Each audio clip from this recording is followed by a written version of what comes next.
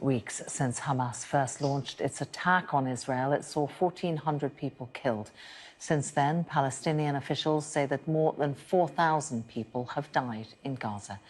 Reporting on the war has been personal for Palestinian journalist and human rights advocate Yara Eid, who joins me now. Yara, thank you for joining us here on Sky News. I understand that recent events have caused you personally a great deal of grief and pain.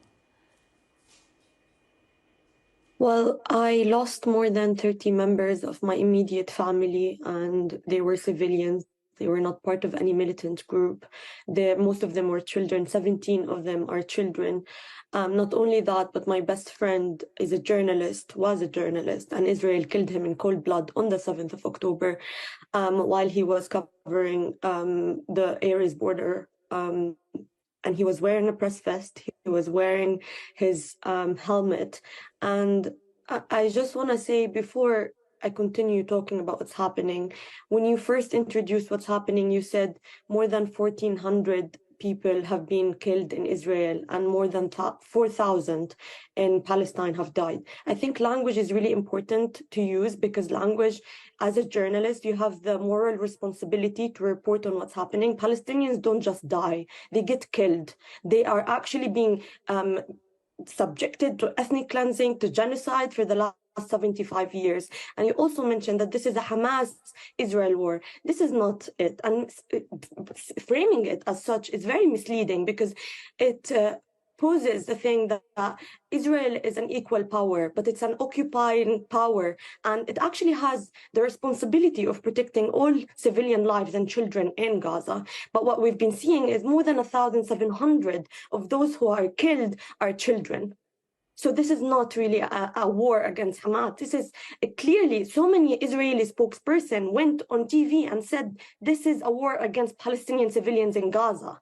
And even if we imagine a world without Hamas, if we think about the West Bank, Palestinians have been being killed, and there has been land theft, there has been ethnic cleansing, there has been imprisonment. More than 5,200 Palestinians are in Israeli prisons right now, and 170 of them are children.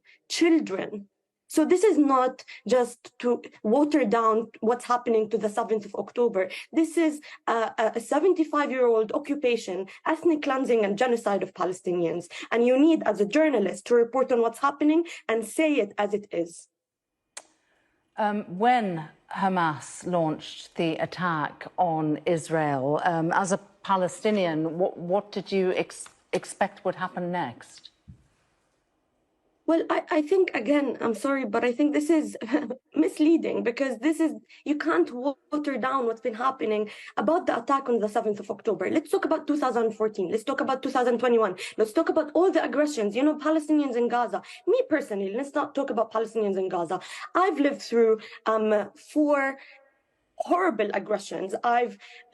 That's actually why I left Gaza in the first place. I saw people getting cut into pieces in front of my eyes when I was 14 years old.